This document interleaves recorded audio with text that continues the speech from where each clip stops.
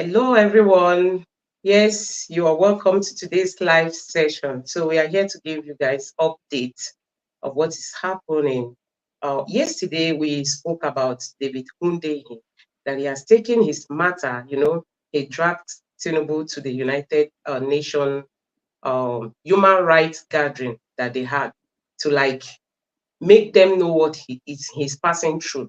So today, David has also granted an interview to a very known media company in the United States. And I tell you, he's somebody that does not even know how to hold himself back. He comes out to pour it the way it is. He does not want to know. And one thing about David, like I said yesterday, is that he does not just come out to paint people bad. He likes to say the reality, that the information he has gotten, he likes to bring it out the way it is without trying to hide any information. But before I show you guys the video that we have for today so that Dr. Tel will comment on it, I still want to remind you guys that the United States is yet to rule on Article's case, like we told you guys that today being Thursday, I think it's still early in the United States. We are yet to get information as regards to that ruling.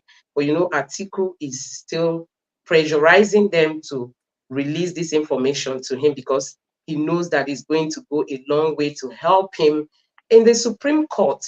And this is one of the reasons why we are saying that America is a promoter of democracy. So they shouldn't fail Atiku at this time that he needed them. They shouldn't fail him. They should just bring out this record so that we too can put this matter to rest. We ourselves as Nigerians, we are tired hearing this. He did not attend primary school. He did not attend secondary school. He did not even he wasn't even a student in Chicago State University. There have been so many things out there. Some people are like, okay, he was admitted, but he didn't graduate. Some people will tell you he never attended. Some people will tell you, that his certificate was forged. There are so many controversies. And for us to bring this to an end, the United States should allow us to have these documents so that Nigerians will get to know what's happened. And for me, it will also be a good thing on the part of the sitting president. He himself will have his peace. He will have his rest because with all this speculation, I don't really think he likes it. That every day you go to the social media, your name is there, that you forge certificate. I was speaking with somebody down there in the east, southeast Nigeria. This is somebody that lives not even in the city. He was talking about the president forged certificate. Myself, I was just like, okay, you people even know what is happening. So you can imagine it is everywhere. And like we said the other day, people in Cameroon, people in all these neighboring countries, if you go to TikTok and other social media platforms, they are now using Nigeria to make money because every day is a new story about our president. So we want a situation where all these things will be brought to a stop. And for the APC that is pushing that these documents shouldn't be released, should this document not be released, it means that the APC will not really have that level ground, to do whatever they are doing in Nigeria. So for me, I will advise them to allow Atiku have his way, allow Atiku to convince the court to give him this document. This document should be released. Don't tell us that you want a section to be released and the other section shouldn't be released. Your gender shouldn't be released. Your transcript shouldn't be released. Only your certification. Just allow Atiku to gain whatever access he wants to gain and let him use it to back up whatever he's going to present at the Supreme Court. So we are just looking forward to getting this update. I believe later this night, the updates will be out. Maybe by tomorrow, we'll know what the United States has finally concluded on. But as it stands, we've not gotten that verdict, as in the ruling has not been made. But no doubt, in no distant time, I believe that it will be out. And yeah, like we talked about David Hundeyin, this guy he speaks fearlessly. He speaks raw. He's somebody that he does his investigation, and when he's saying it, he says it with all confidence, as in you don't see him having fear. Despite the threat to his life, he's still coming out to And for me, Ishok, you need to listen to this video. You need to listen to it. Myself, listening to it, I feel very ashamed of myself. As in, we have a president and his name is going round the world, in this form, in this manner, with this kind of record. I don't think it's a good thing, honestly.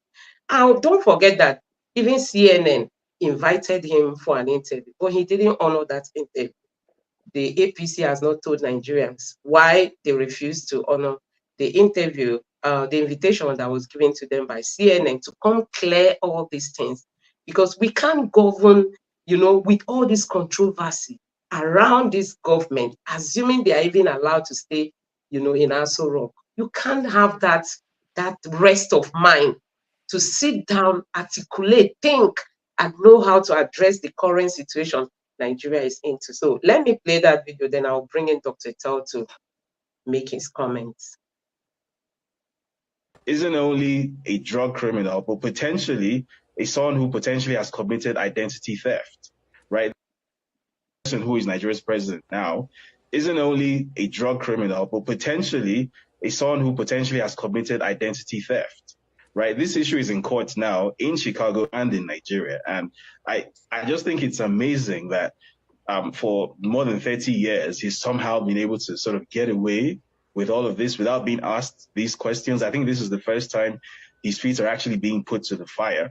It's a pity that under Nigerian law, he was actually able to be sworn into office before these legal challenges could actually be completed. But I guess someone has to do the job. So here we are. I was going to ask you, David, on that note where you ended, the fact that... So, Doc, I want us to interrupt this video because this is not really a Nigerian channel, so I wouldn't want us to take it that long. Please, I don't know, what do you have to say about what David just said? Honestly, the initial comments that he made, listening to it, I had to replay it and replay it and replay it because I was like jittering hearing that. As in, I don't know, maybe just listen to this and then you who is comment. Nigeria's president now isn't only a drug criminal, but potentially someone who potentially has committed identity theft. Right? Yeah, well, it's very simple. Good evening, listeners. The most important thing here is that this is ABC. In the US, ABC is a local news network in the US, but is a big news network in the US, like CNN, like Fox News, like MSNBC. It's a big news network in the US. And I think it was after addressing the United Nations Human Rights Commission that this ABC featured David Hundeyin. Now, the allegation David is making is based on what is in the public domain. For instance, when he said potentially means until it is confirmed. But what we know that David himself has in his possession, what we know that the Nahoro Eba have in his possession, which is available online, is that the transcript of the person who is admitted in Chicago State University and shows that that person came from Richard Dale's College, and the person is a female, and the person is a US citizen. Yes, howbeit, the name's initials is the same. So if indeed the person is a female, and the person is a US citizen, and the person we know is a male and not a US citizen, and this person who is a male and who is not a US citizen is asking the court to block information that will show anything that had to do with admission record, where information that portrays that the person that was admitted is a female and a US citizen, then it feeds into the thoughts of David that there is a potential issue of identity theft here. Does that make sense? So, because if someone is answering Abubakar A. Omar, and And that Abubakar, that A means Abdul Salami, whereas another person is Aminu, and he remains there as Abubakar Omar, A. Omar, Abubakar A. Omar. Abdul Salami can come in and begin to answer Aminu. And then it is only when you check that you realize that Aminu does not mean Abdul Salami. Just like we've heard that we've seen in NYSC certificates whereby there is Bola Ade something, Tinubu, okay? So when you see all these things, you see that what David is saying lent credence to what David is saying. And then secondly, I am also concerned that if the FBI is coming to release details, if the Homeland Security is like our own DSS, all right? FBI is like our own Ministry of Justice. Do you understand? If they are coming, it kind of tells me that America is trying to say, hey, guy, you're on your own. Oh. You're on your own. It means that things might get really, really, really tougher back home. And you remember that yesterday we talked about after the United Nations General Assembly, the Nigerian Air Force flew out of America and it's not yet in Nigeria. And some people are saying that it is in France. So does that mean that a new relationship wants to be developed in France more than America? Because remember, there has been more trips to France than America. And there was a rumor that there was going to be a meeting with the US president that ended up not holding. So I don't know if you're trying to read meaning into what I'm saying here, that it's like America is trying to hands off, say, please, you're on your own, go sort yourself out. And all these things, I'm just guessing, but it cannot be far away because the Western world, if they want to fry you, they fry you dry. They fry you dry. But if they don't want to fry you, they can cover you and cover a lot of your atrocities. They cover you and cover you well. So I don't know where the pendulum will swing. But when American mainstream media begin to feature a narrative, something is giving somewhere. What I mean is that American mainstream media is the most,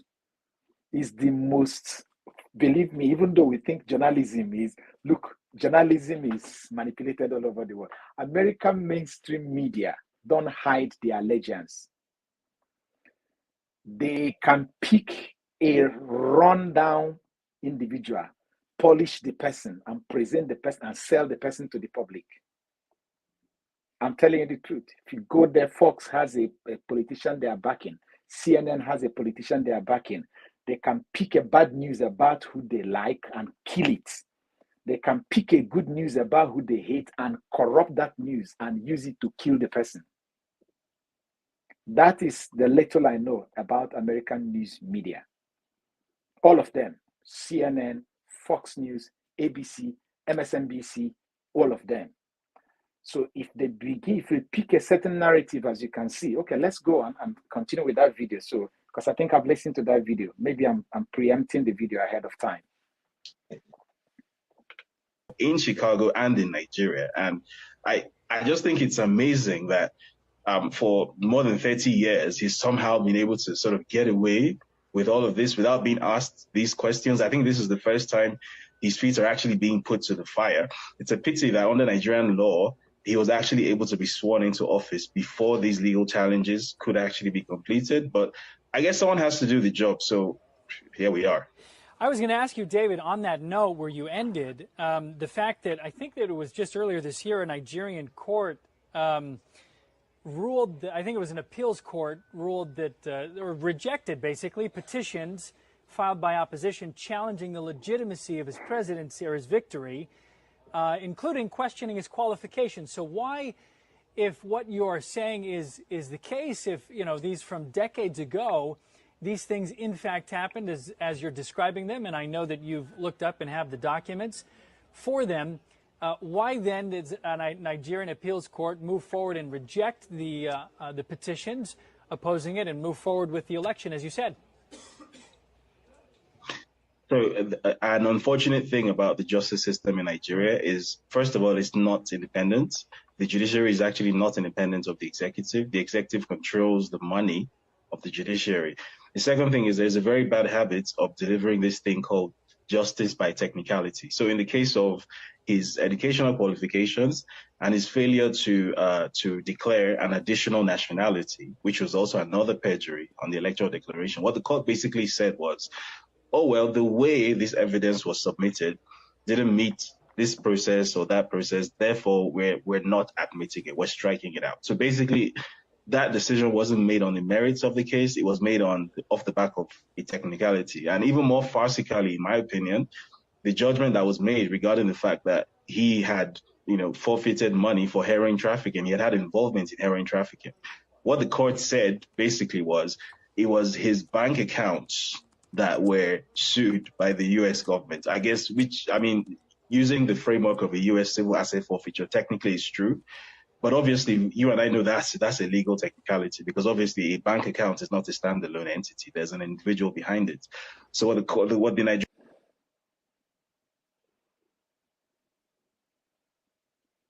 I can't hear you, please. Yeah, I wanted to throw more light on this. Already we've spoken on this topic over and over, but you could really hear what David is saying. I think he's like exposing more. He's not really talking only on Tinubu as a person. Yeah, sure. He moved over to the judiciary. Yes. So what's your take on what he has just said? Yes, he veered into the judiciary once again, whereby he tried to remind us here that, as I said yesterday and as I say all the time, the judges are like technicians.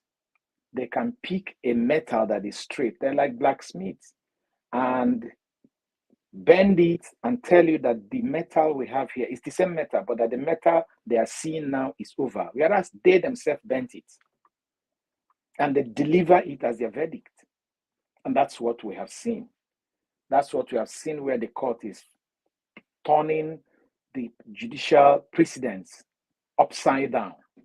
It will be the most shameful thing, especially this same Supreme Court, appeal court, some of the judgment of the tribunal that is coming to them. We are waiting to see again if they will continue to perpetuate themselves in their hypocrisy, if they can turn their own judgment upside down, even though they delivered it, the same judgment, under our Evidence Act and Constitution some months or some years ago. So, but David, what he's saying is the truth. He says, remember we said it here, when the list of the ministers came out, we came here and we screamed and said, a lawyer who just finished defending a party has now been appointed to become a minister, and if care is not taken, he will be made the Attorney General. And later on, we kept saying it for days, for weeks, and later on they made him Attorney General. And we did say then, if they make him Attorney General, it means that he's the Chief Executive Officer of our judiciary.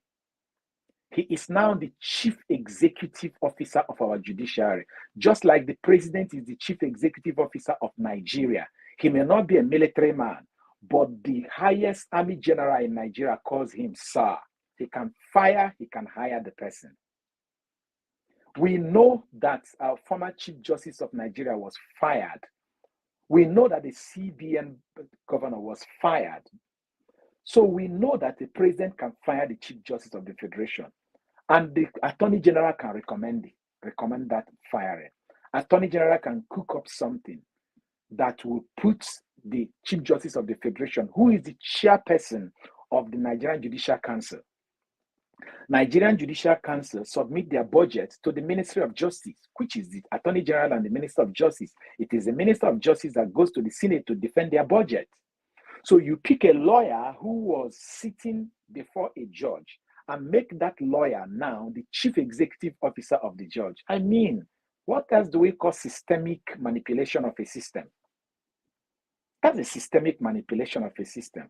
And that is what David is trying to say. There is no independence. The man can squeeze you hard by defunding you. That's what they call it in America. Defunding you by starving you of fund. And you go begging. Then, without even saying something, you could just look at his body language and you start ruling in favor of what he likes, and the fund will start being released. No, I don't even know if you watched this. There was this interview that somebody granted. I think that was on Arise Television. He was speaking about the judges, the appeal court judges that were recently sworn in, that if you go, most of them is either they are the son of Mr. this person, or the wife of Mr. this person, or the husband to Mr. this person, all that Yes, kind of a thing. I've seen So that you video. find out Yes. that sometimes these selections, they are not bent based on qualification, but who you know. You have somebody, you have a strong politician or somebody there that is in power, can easily make your way. And when people like this, who are just selected on the basis of who they know or who they are, when they come, if they handle cases like these tribunal cases, how dare you expect them to dispense justice? It will just be very difficult, because they will still want to do the bidding of those that helped them get to where they are. Exactly. So let me continue with the video. The appeal court said was the bank accounts in the name of Bola Ahmed Tinubu committed the crimes, and not the man, Bola Ahmed Tinubu. So basically, the president's bank accounts are guilty of drug trafficking, but not the man, not the president. The president.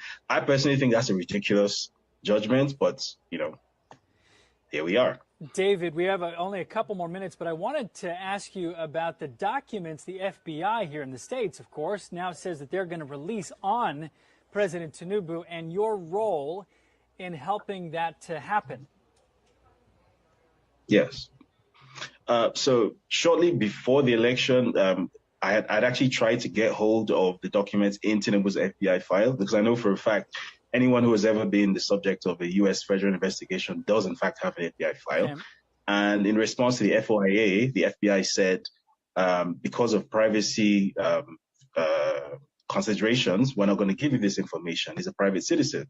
So after the election, which he purportedly won, he's no longer a private citizen. He's now a public official. So we sent, in conjunction with a gentleman called Aaron Greenspan, who runs a website called plainsight.org. You might be aware of it. He's based in San Francisco. We sent off another set of FOIAs, this time to the FBI, the CIA, the State Department, the DEA, the IRS, and the U.S. attorneys. And they initially stonewalled. So we went to court, right? So myself and Aaron, in conjunction with a lawyer whom we were able to get to work pro bono. So in the initial submission from the respondents was that potentially this was going to drag on to like 2026. And then a couple of weeks ago, pretty much out of nowhere, I didn't see it coming. It was, I think, Friday, September 8th, I think it was. Then I got a message from Aaron, and there had been a new filing in court. And basically all 6 U.S. government agencies, that's the FBI, the CIA, the DEA, the IRS, the State Department, and the U.S. attorneys, basically said, we're going to give you everything you're asking for. And even went into further detail. The FBI said they've identified 2,500 pages of relevant information on Bola Tinubu, which they're going to release at the rate of 500 pages a month, starting from October. To put that in perspective, Malcolm X had about 2,400 pages in his FBI file. So what on earth does the FBI have on someone who is apparently Nigeria's sitting president now that makes it up to 2,500 pages of material? I think everyone would love to know. So Wait. So David is actually planning to start a reality show for us. FBI only. You can imagine he went to court. It's like he even sued FBI, as in that they have to release this information, because this person is very public. That's why sometimes people want to run away from Nigeria. I mean, he went to sue FBI. He sued CIA. He sued Homeland Security. Homeland Security, yes. 6 agencies. It's like saying he's in Nigeria, you sued NDLEA, you sued EFCC, you sued Ministry of Justice, you sued DSS, and court gave you judgment for all of them, and all of them call you and say, we are going to respect the court order. Oh, Lord.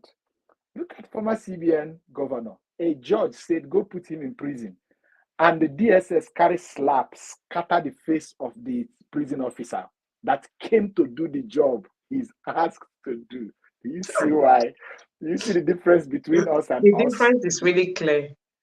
Are you seeing the difference between us and us? Let me put it that way. But that's number one.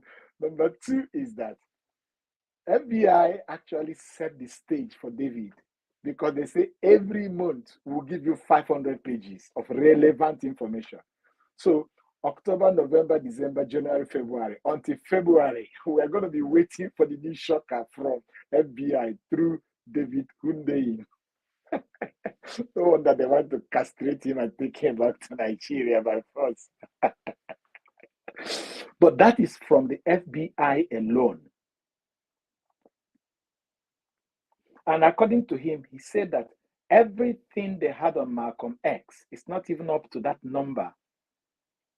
And now you can imagine that FBI alone have as much as 2,500 pages of relevant information. What of the DEA?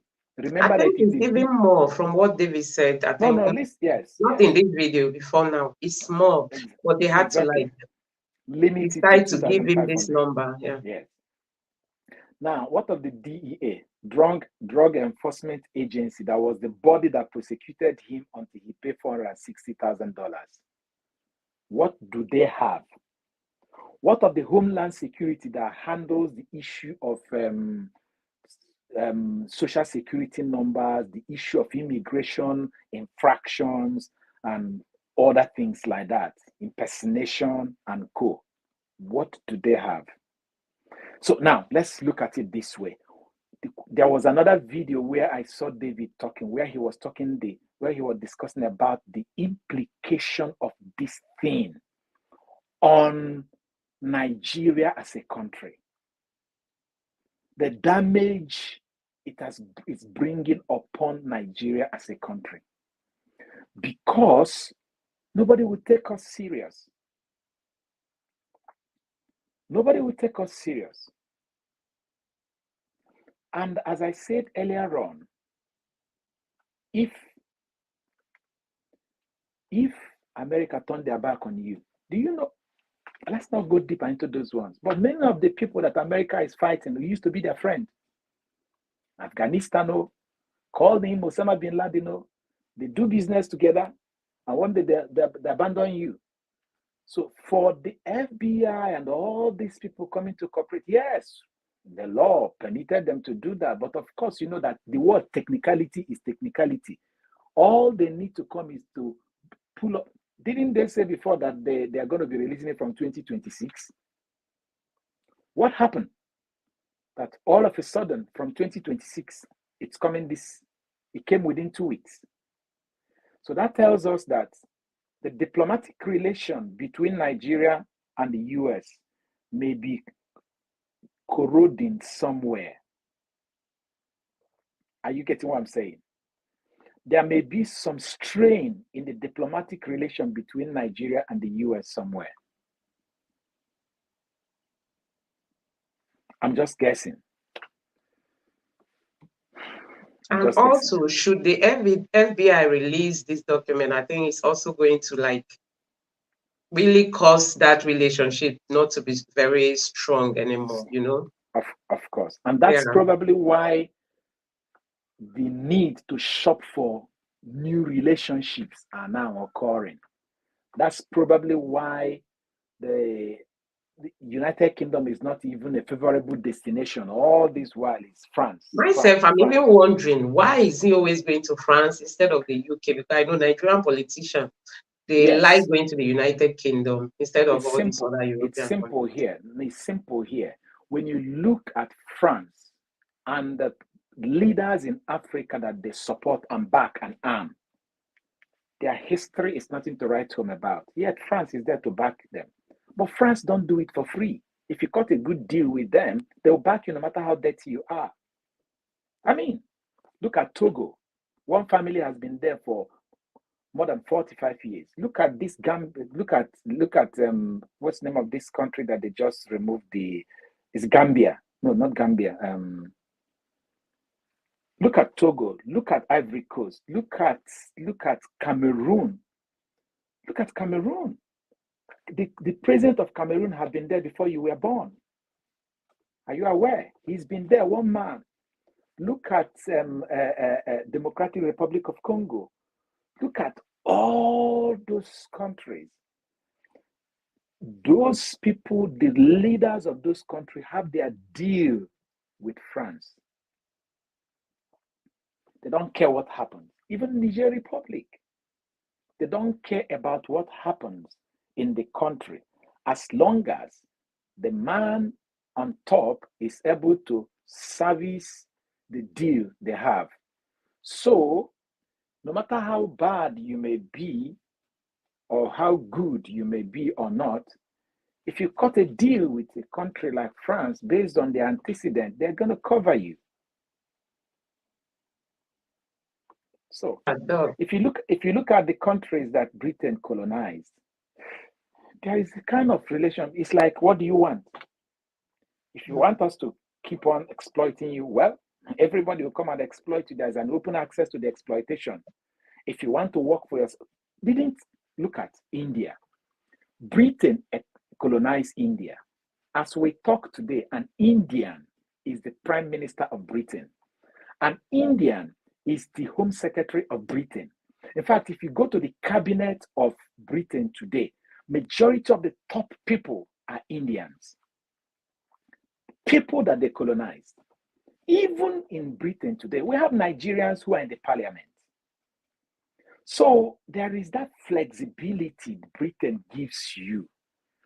Do for yourself what you want for yourself. It's like Britain lets you, if you want to survive, survive. If you want to thrive, thrive. Whatever you want to be. Even the America, yes, even though they fought, America was colonized by Britain.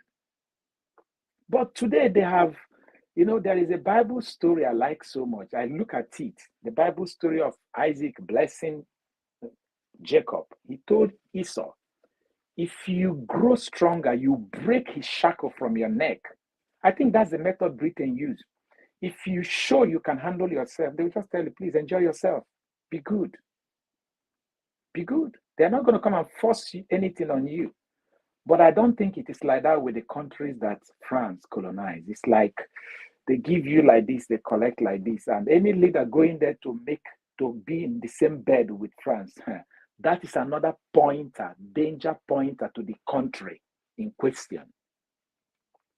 Any leader that is going to make friendship with France in order to be protected is about to betray the country itself.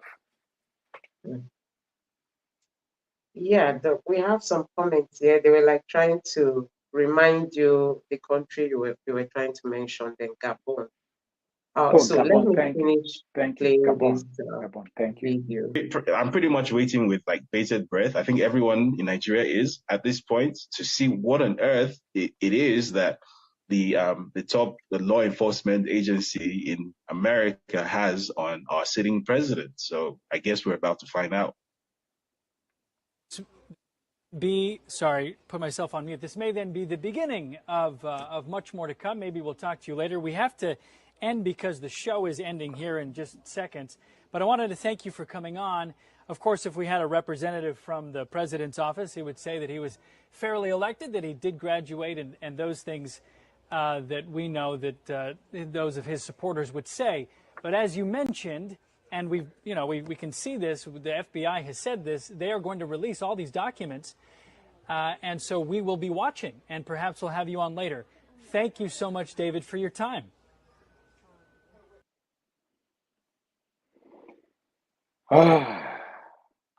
So this is ABC Eyewitness News. I think the office is in New York. And that is how viral our local problem has gone over there.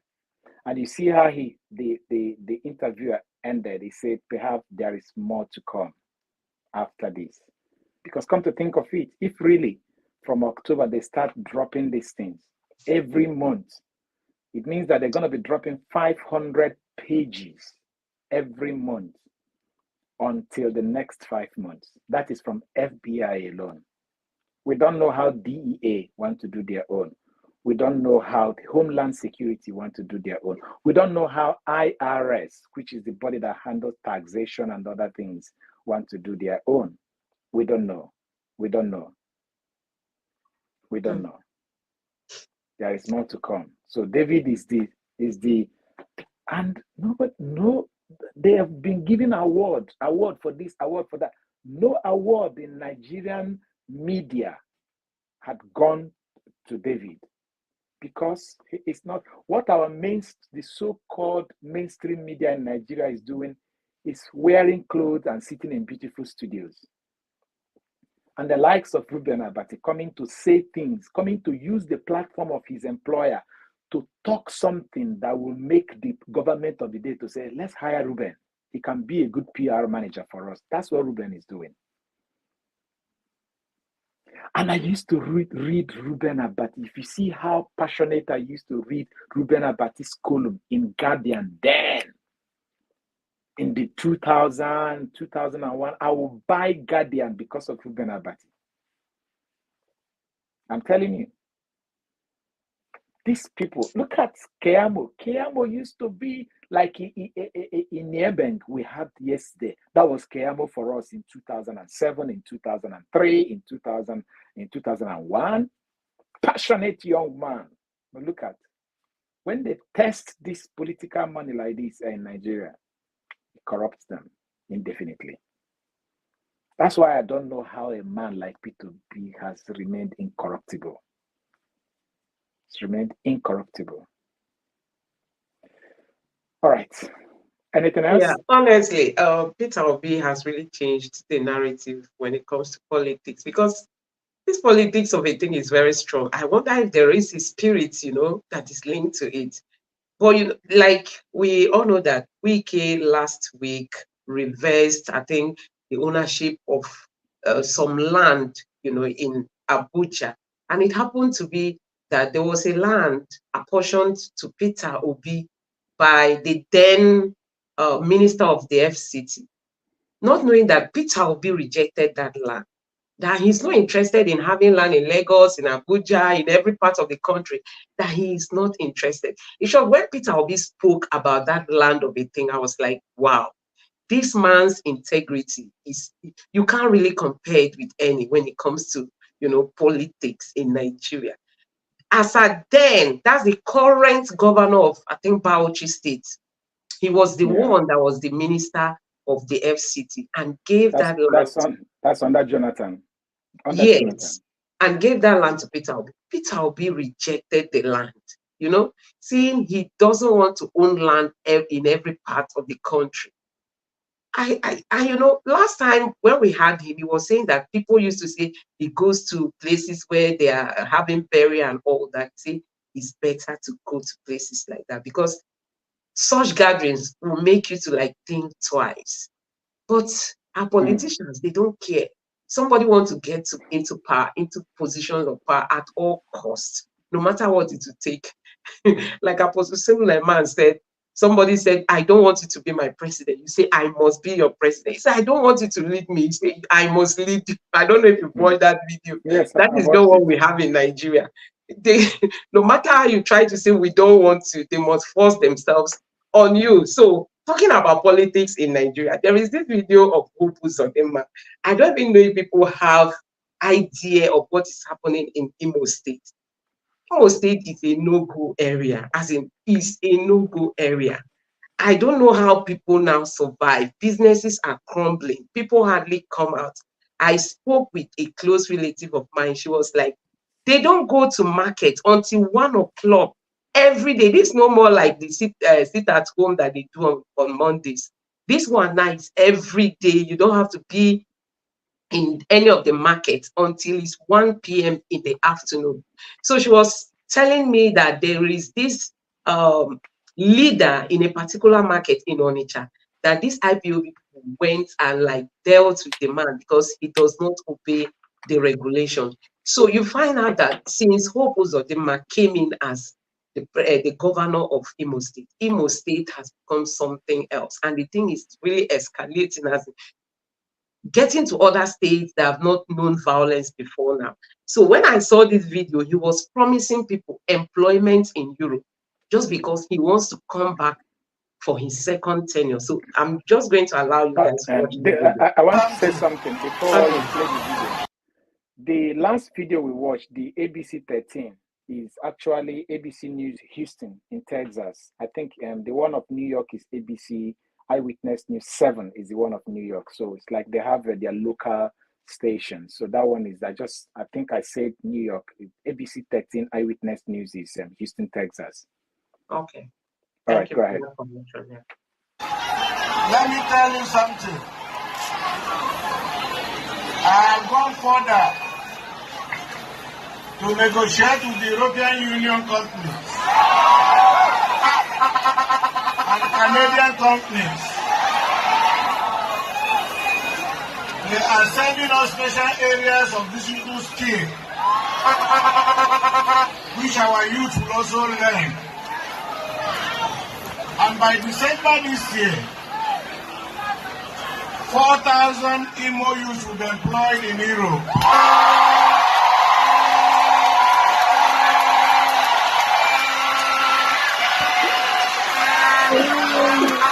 Once the employment letter comes, the governor will pay for your 8 tickets.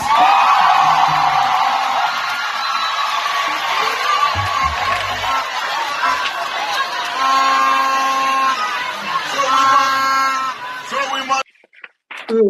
Doc, I don't even know what to call this one. Is it that people don't, I don't even know what to say.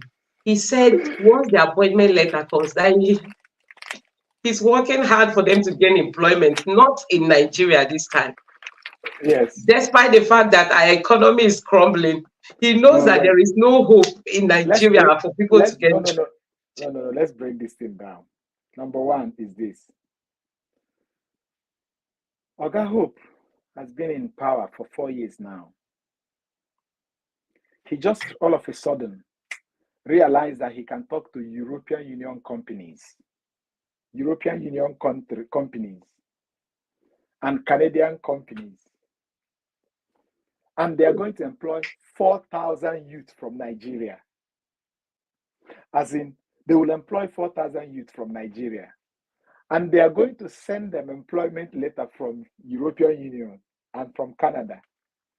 And he himself will pay their air ticket.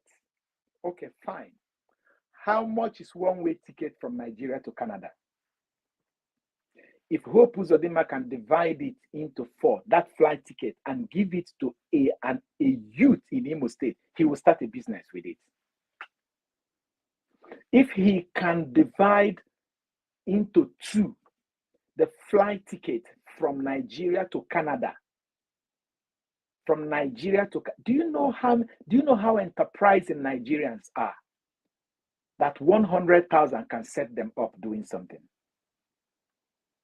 Go online and check the cheapest ticket to Canada, or the cheapest ticket to Germany, or the cheapest ticket to Spain or to Italy. Can Hope Uzodinma please forget about the employment letter that is coming by November or by December, according to him, and give half of those tickets to 4,000 youths in Imo State? Imo State will become an industrial hub, to become the unemployment rate in Imo. So he had that kind of money in his pocket. And you may be wondering, there is something. I don't know how gullible our people can be, but you know that it is in Imo State campaign that the famous "we will make 1 naira to become equal to $1" was made in 2015. You remember? That famous promise that they will make 1 naira to become $1 was made in Imo State. And can I tell Imo State people, if you buy this lie again, if you buy it again on the same ground where the lie they told Nigerians was bought, if you buy it again in the local election that is coming, they have done you Yahoo Imo State version, because the other one they did in Imo State was Nigerian version, and we can see the effect. Indeed, they have made 1,000 naira to become equal to $1.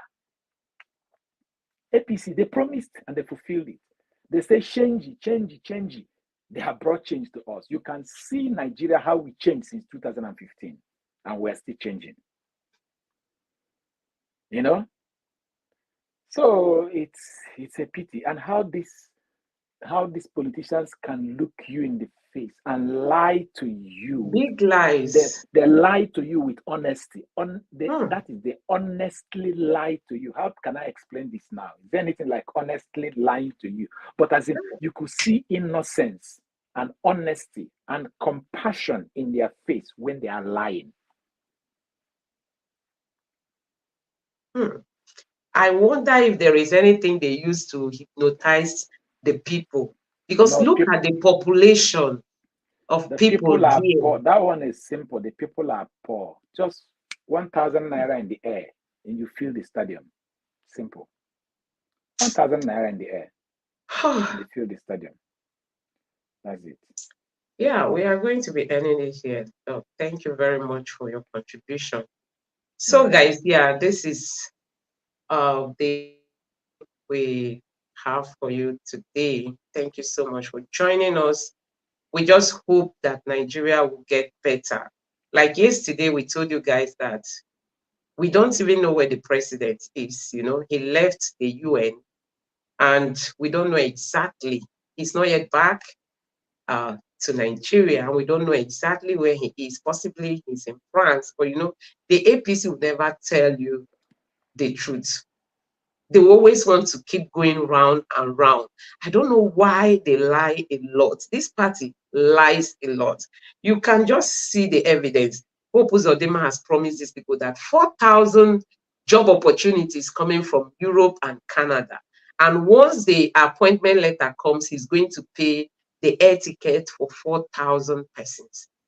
You can imagine the big lies, you know, just for him to win election.